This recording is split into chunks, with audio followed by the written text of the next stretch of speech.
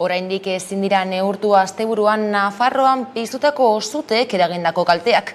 Hainbat udalerrik hustuta jarraitzen dute eta larrialdetako dozenaka kide lanean ari dira. Eta herritarrak hondamendiaren lekuko ikusitakoa sinistu ezinik daude. Azken hamarkadetako suterik larrienak 100 hektaria kiskalita, kalte materialak eta atsekabea utzi ditu. Gainera, datozen orduak ere oso biziak izango direla adierazi du Amparo López barne zuzendariak. Etenik gabe aritu dira suhiltzaileak, basozainak, poliziak eta larrialdi zerbitzuetako kideak suak kiskaltzeko lanetan. Eta Arabako, Bizkaiko eta Gipuzkoako suhiltzaileak ere aritu dira. Arratsalde on guztioi, beroak eta hegoaldeko haize zakarrak Nafarroako suteak itzaltzea zailduko dute. Javier Remídez, Nafarroako lehendakariordeak adierazi duenez, 5 sutetatik 2 bereziki aktibo daude. Que tenemos ahora mismo sobre todo 2 focos activos, muy intensamente activos, que hace que la situación sea sensible y delicada en estos momentos todavía. Al día de hoy, y siempre con la máxima prudencia, podemos decir que no tenemos daños personales de importancia, es decir, no tenemos heridos de gravedad durante esta situación de crisis. Como saben ustedes, el Gobierno de Navarra siempre ha priorizado a la hora de la gestión de la emergencia primero las personas, salvaguardar, ser tremendamente garantista, la disponibilidad. Atzo, temperatura apur bat jaitsi bazen ere, bero handia egiten jarraituko du datozen orduotan. Eta Nafarroa erdialdean 35 gradu inguru iritsiko da termometroa. Beroak eta hegoaldeko haize zakarrak Nafarroako suteak itzaltzea zailduko dute egoera larriagotuz. Aldaketa klimatikoarekin lotu du gurean gertaera, Aitor Arresti Atzeuko energia berriztagarrietako irakasleak entzun. Tamalez, normaltasun berria bezala, ez?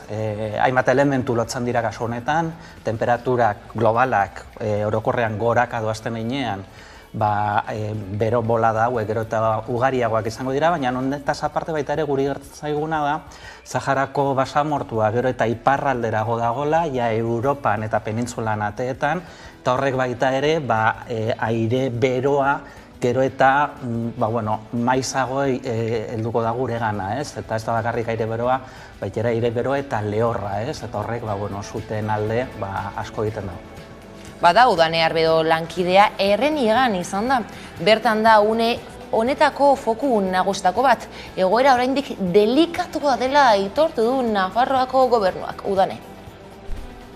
Suteek Nafarroan jarraitzen dute, asteburuan Ezkabamenditik hasi eta Baltirraraino suteek hartu zuten ia Nafarroa erdia, eta une honetan Errenegan aurkitzen gara, Errenega mendian ikusi dezakezuen hemen atzean, suak hartutako ingurua dena kiskalita dagoela hemen atzean esaterako, une honetan ikusten dugu oraindik itzali berri duten kea hemen darioela, eta Foru Erkidegoko poliziak adierazi digu une honetan lurra freskatzen, bustitzen ari direla, itzali berri duten sua berriro piztu ez dadin.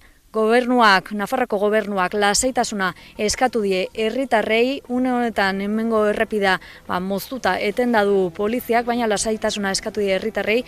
14 herri inguru ustu dituzteia da, bertako herritarrek etxetik kanpo pasa dute asteburu eta azkeneko gau hauek, eta bertatik 800 bat herritarrek euren etxetatik kanpo egon behar izan dute, eta une honetan lasaitasuna eskatu die herritar guztiei. Foru Erkidegoko egoera une honetan Baltierra eta Errienega dira kezka nagusiak diren puntuak, une honetan horiek dira kontrolpean ez dituzten inguruak, baina esan bezala lasaitasuna eskatu diete herritarrei, eta ingurua benetan tristea, benetan horrela ikustea, denak kiskalita topatu dugu une honetan, eta ezin izan gara gehiago hurbildu, esan bezala errepida eten baitute bertako poliziek. Poliziekin batera militarrak ere ikusi ditugu, suhiltzaileak denak sute hauei aurre eginez, eta bertan topatu ditugu Cruz Rojako voluntarioak ere, langile horiei ura edota edozein janari euren eskuetara jartzen eta laguntzen. Gainera, Udane Arbeo lankidea Iñaki Itoi zuhiltzailearekin ere izan da. Ardenas ahora mismo, Valtierra hay un foco nuevo con cabrita. No sé si pertenecía a eso o es nuevo. Es lo que te puedo decir. Y el resto de ahí, vamos a decir, de Bardenas hasta la Sierra de Alaiz, descontrolado. Lo principal es salvar personas y poblaciones. El resto, pues, aunque la gente pueda parecer mal, pasa a ser secundario. Tenemos que priorizar eso. ¿Va mejor? Sí. Poco a poco, bien. ¿Más medios? Sí. Pero no podemos garantizar más. Esaterako, larun batean 15 herri inguru hustu zituzten sua hurbil zegoelako, eta horiei beste 4 gehitu zitzaizkien gauean, Legardako sutearen hurbiltasunagatik, Artazu udalerria tartean. Bertan egoerak zaila izaten jarraitzen du eta Lur Albizu bertako bizilagunarekin hitz egin dugu eguerdian. Goiz dela hitz egiteko horretaz, ez? Orain lehentasuna ahalik eta, zu guztiak itzaltzea eta hor jarri behar dela indarra. Hemen ja lasaiago dago printzipio zegoera, pues nire ustez faktore pila bat sartu dira jokoan, eta ez dakigu, ni ez naiz ausartzen asko esatera, ez? Baina ze prebentzio lan mota, ze neurri dauden, eta gero klima larrialdeak dituen ondoriotako bat ere daudela. Orduan, izan da oso gogorra alde horretatik, zute guztiek izan duten tamainagatik eta suaren azkartasunagatik eta bereziki zenbat leku ikusten diren zutan Nafarroan. Eta zutez gabiltzala Gipuzkoako Arastortz mendian, Aralarreko parke naturalean larun batean piztu zen zuteak pizturik jarraitzen zuen igande arratzaldean, Gipuzkoako Aldundiak jakinarazi duenez, baina arratzaldeko 7etan kontrolpean zutela jakinarazi zuten. Hala egoera ezegonkorra izanek, erni jarraituko zutela gaineratu zuten. Ataun, Lazkao eta Zaldibi artean piztu zen eta 25 hektarea herri zituen, parke naturalean eta ingurunetan. Aralar bizirik elkarteak salatu du hegazkinentzako babes handiko eremu bat errezu duela zuak eta jakinarazi du adituen arabera nahita piztu zela zua. Besterakoan, 112 lagun errezetatu ditu Aitamarik Mediterraneo itsasoan. Momentuz ez dute porturatzeko baimenik lortu. Ontziko kapitainak portu seguru bat lortzeko tramiteak egin arren ez dute agintarien erantzunik jaso. Bada giroa gaiztotzen hasi da barkuan. Gaur goizean adibidez, erreskataturiko gehienek uko egin diote gosaria hartzeri. Ez baitute janaririk nahi, Italiara joan baizik. Izaskun Arriaranekin hitz egin dugu Aitamariko erizainarekin.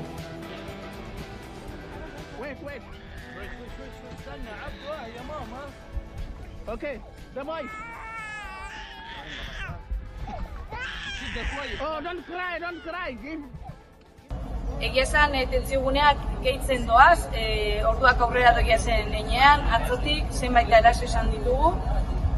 Kultura ezberdinak ditugu, beraien arteko arazoak, liskarrak, baina batez ere, Sikilia aurrean ikusten dute ez daukiela aukerari bertara heltzeko, eta horre beraiengan, tentzioa eragiten du. Gaur goizean, gosaria prestatuta gero, ia gehienak, izezkoa eman dute gosariari, ez dutela ezer jatekori nahi, baizik eta beraiek Italiara heldu nahi dutela. Bazkarian ere berdin gertatu da, baina beraiekin hitz egin da gero, behintzat, zenbaitzu lortu dugu bazkaltzea. Tentzio gune hau, gehiago lado da, atzo ja mehatxatu ziguten, guretara botateko gai izango ziela, eta gaur eguerdian izan dugu kasu bat. Beraz, uste dut ordua dela, dagoeneko bai Malta, Italia, Espainia eta Europa guztiko instituzioek beraien ardura eta beraien alde humanitario hori azaldu eta jete guztionei portu seguru bat emateko hori eskatzen dugu momentu honetan Aitamaritik tripulazio guztiak beraien izenean. Errefusiatuen nazioarteko eguna da gaurkoa eta itzaki horrekin bat egin dugu Naiera Gutierrez, zehar errefusiatuekin erakundeko komunikazio arduralanekin. Berriro ere Bidaso aldean, ez da kasu bakarra, azkenen urtean dakigunaren arabera behintzat bederatzi lagun hil dira, bide hori zeharkatu nahi zutenean, edo mugaren bestaldean ziburun bai gogoratu behar dugu hiru lagun hil zirela trena pasazelako bertan zeuden tokian. Orduan, ikusten da, COVID garaia hasi zenetik, mugak berez blindatuta baldin bazeuden, oso zaila baldin bazen bide seguru eta legalen bidez jende askorentzat, jazarpenetik ihes egiten duen jendearentzat ona etortzea, leku seguru batetara etortzeko. COVID garaia eta gero ikusi egin duguna izan da horixe bera, mugak berriro ere itzi direla, ertziki gainera, eta horren eragina da jendeak gero eta bide arriskutsuagoak hartzen dituela. Bestalde, Frantziako Asamblearako 5. bigarren itzuliak espero gabeko emaitza eman du Pirinio Atlantikoetako 4. hautesbarrutian. Iñaki Etxaniz, Nupezko hautagaia gailendu zaio Anik Trondai ensembleko hautagaiari. 89 botoren diferentzia izan da bien artean. Hala ere, Emmanuel Macronen aldeko hautagaia nagusitu da Ipar Euskal Herriko zatian eta Frantziako ezkerraren aldeko biharnoan. Lehenik erteko gauzak bizikitinke izan diela eta golesmenak emaiten dutala nik Iñaki Etxanizi, seur ere denak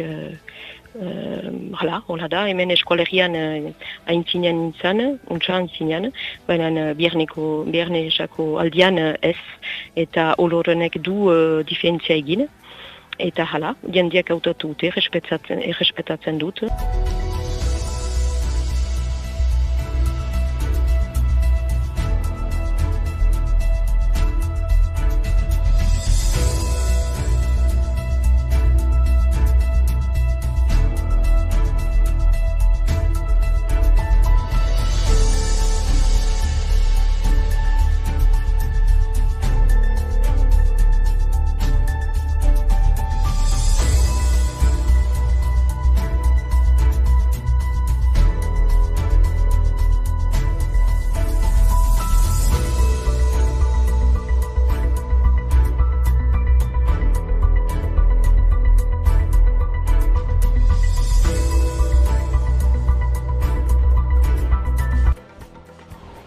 Horrela, Etxaniz diputatu da berria Lazerre eta Bururekin batera. Eguzki Urteaga EHUko soziologia irakasleak aztertu ditu datuok Eguerdiko magazinean.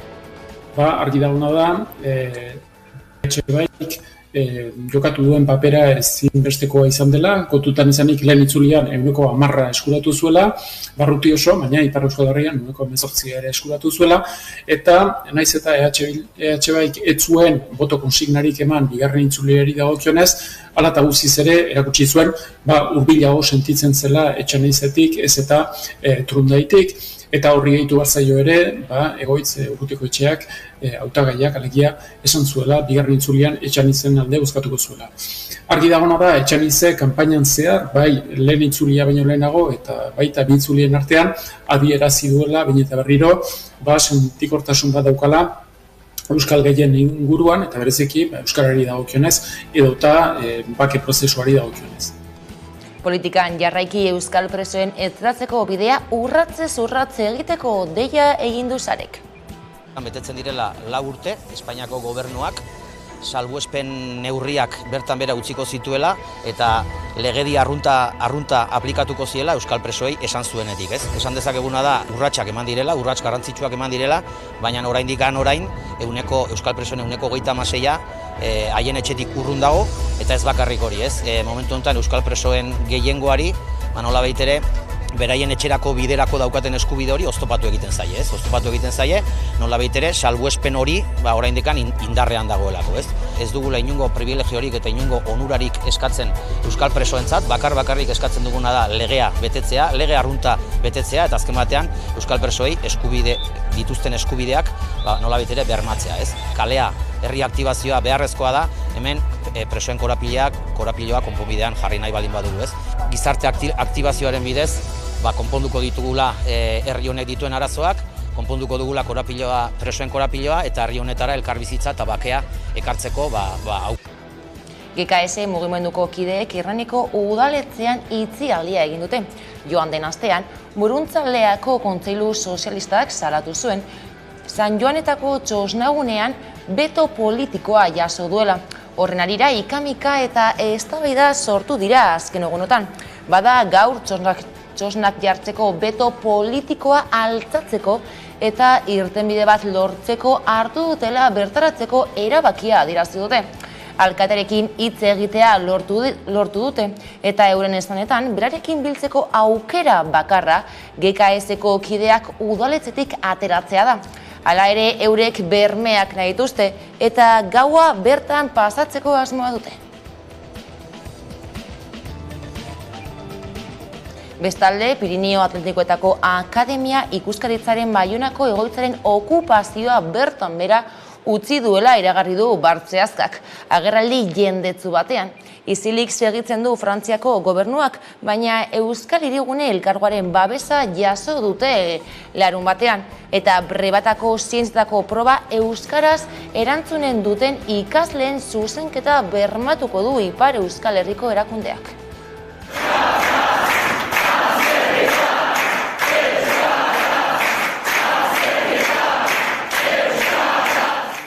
Jamerda Parisetik ez dugula berrikukan. Barne ministerioa aparte poliziak ego gehituna, hezkuntza ministeriotik ez dugu dei batukan, ez dugu gutun batukan, ez mail bat, mesurik ez deusei, siltasun osoa ukan dugu ministerioaren gandik, beraz irtenbideak beste aldetik sikatu ditugu. Badakigu Ipar Euskal Herrian sustengoak baitugula, eta herri elkargoaren sustengoa lortu dugu afera untan. Ondoko azterketak, brebetan, zientzietako froga gure ikasleek euskaraz eginen dute, eta gure kopi horiek euskaraz zuzenduak izanen dira herri elkargoaren laguntzari esker. Gure 250 ikasleek eskuaraz eginen dituzte zientzietako azterketak eta azterketa horien kopiak zuzentzeko uztailaren 5 eskual elkargoak egoitza publiko bat ezarriko du sehaskaren esku. Bart goizeko 10:00 abiatu da Araba Euskera zen 42. edizioa, Olarizun. Beroa zen eguneko protagonista nagusia, baina hasiera ekitaldian Koldo Tellitu ikastolen elkarteko lehendakariak eta Jokin Bildarratz hezkuntza sailburuak izan zuten zestra izan zen goizeko hizpide nagusitako bat. Araba Euskaraz jaialdiaren 42. edizioa izan da igandean Gasteizko Olarizuko parkean. Trebiñuko Argantzon ikastolaren alde egin dute aurtengoan eta 8 ikastola arabarrak ibili dira antolakuntzan. Urte osoan egon gara antolatzen, 8 ikastolak, eta antolaketa gogorra izan da, batez ere azkenengo egunak, kriston beroarekin egin dugu montaje guztia. Baina oso ondo joan da, eta gaur dena prest, eta momentu arazorik gabe. Gu Trebiñun gauden ikastola bat gara, eta mundu guztia gonbidatzen dugu etortzera, ezagutzera behartako realitatea, eta aurrera jarraitzea, Trebiño euskalduntzen. Hasierako ekitaldiarekin eta omenaldiarekin abiatu zen goizeko 10:00 Olarizuko etxaldean 8. alaba lelopean. 1991 lehenengo euskaraz egin zenean, agertzen zen 7 kuadrilen aldeko arauskaraz bat izango zela. Eta horretan oinarrituta pizka bat, eta aurten ere Olarizura bueltatu garen ez lehenengo arauskaraz Olarizunin izan zela, horretan oinarrituta 8. alaba, kasu honetan Trebiñu izango litzateke, eta 8. ikastola ere Argantzon ikastola izango litzateke. Ekitaldian ikastoletako Jaurlaritzako eta udaleko ordezkariak izan dira. Auzolanaren seme-alaba dira ikastolak. Euren sorreran ezinbestekoa izan zen horrek, beharrezko izaten jarraitzen du gaur egun ere. Batez ere, Argantzun bezalako ikastola txikientzat. Beraiek dieten bezala, Trebiñu araba da. Trebiñu euskara da. 7. alabaren 8. alaba. Deno bai gaude, hasieran esan dudan moduan, edo egun berko gara itsasontzi berean. Deno bai dugu, nahi dugu, hezkuntza sistema aurrera ateratzea eta gure seme alabek etorkizun oparo izatea. Hasierako ekitaldiaren ondoren ibilbideari ekin zioten protagonistek Olarizutik. Lehen ordutik eta egun osoan zehar giro aparta gozatu ahal izan zuten Olarizu inguruetara bertaratutako milaka lagunek.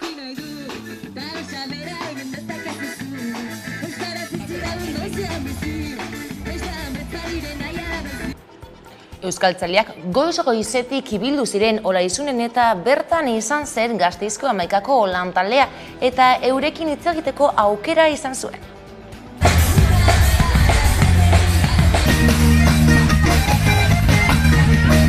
Nondik zatozte? Amurriotik. Orozkotik. Agurainetik. Vitoria. Agurainetik. Gasteiztik. Armentik ikastolatik gatoz. Pues gaur lehen da bizi lagunduko dugu pizka txoko honetan eta gero ikastola laguntzen gaude. Bai, eta gero ja pues jango gara festa bat, pizkatu bat. Ondo pasatu? Da? Bai. Euskaraz disfrutatu? Bere lehenengo araba euskaraz bizitzea, ze orain arte pandemia dela eta, bueno, egon gara itxitak eta, bueno, berak bizitzea, euskararen jaia.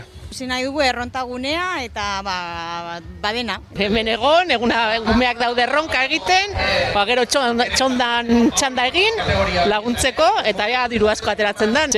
Bentsat Trebinokoa behar du, Gasteizkoa baino. Araban beti behar da dirua, ikastoletan laguntzeko, baina bueno, ikuste dut aurtengoa polita da, helburua oso ona da.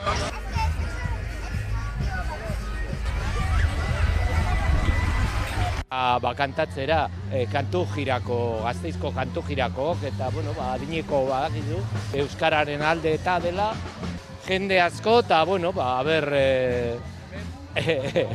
Trebino ere euskeratzen dugun,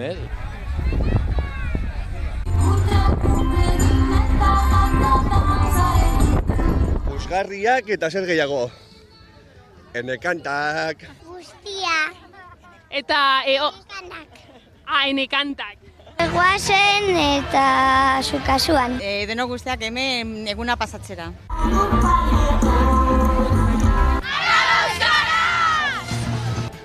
Araban ere amaitu da azken arrok jaialdiaren 20. edizioa 48.000 ikusle bildu ostean. Kontzertuz beteriko 3 egunen ostean, hurrengo edizioa bizitzeko urtebete itxaron beharko dute rockzaleek.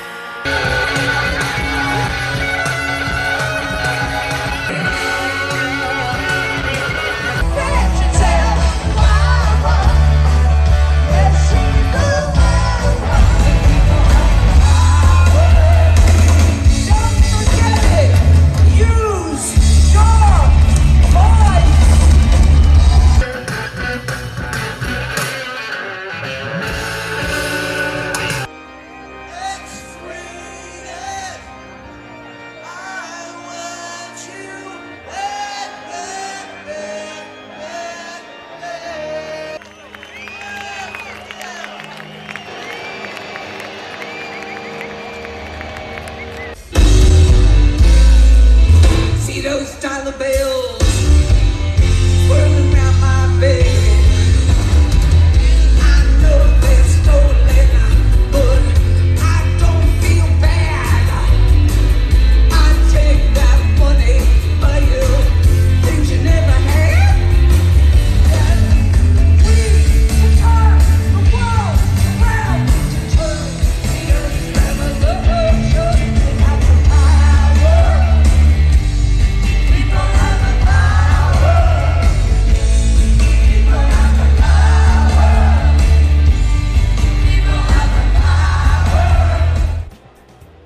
Eta kiroletan Nerea Arruti eta Amalur Arbelaitzek irabazi dute aurtengo binakako pentatloi txapelketa. Euskal pentatloi saria berak irabazi dute. 14. Hiru bikote, hori. Eta hortxe, presentazioak edo aurkezpenak egin ondoren, kirolaria 51 kilometri. 200 kilometrokoak.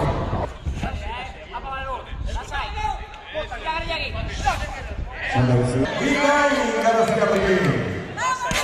Hori, hau zoe!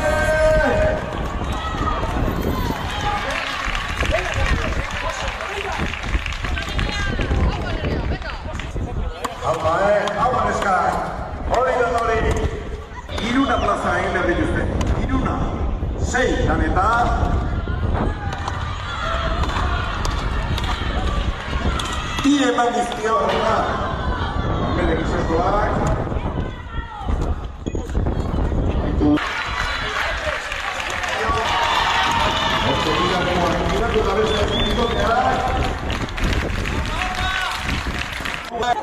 Hori. Aber neskak edo emakumeak herrikirolak ikusten hartzenean normala irutze zaio. Ez dadin harritu. Eta hortxe da. Egin alajaina, 22 urtietarrak, Euskal Herrikoak Argaia Aizkorak. Hortxe, oinatu atletikan, etortzen zaiu eta hementxe bere errealoa. Txapela jarriko diote. Hortxe da, Amadurri, Tanolez, Nerea Roderi.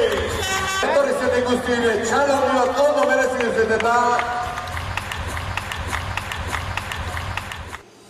Eta besterik ez guraldetik gogoratu, une oro aurkituko gaituzuela zuzenean ala nahieran hamaika.eus atarian. Ondo izan!